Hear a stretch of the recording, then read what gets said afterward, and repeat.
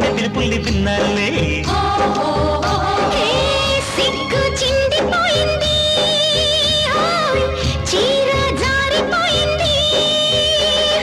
సల్లంగా సాగేటి సెలయేటిలో చేరి సరిగంగ తానాలు చేద్దామ్మా.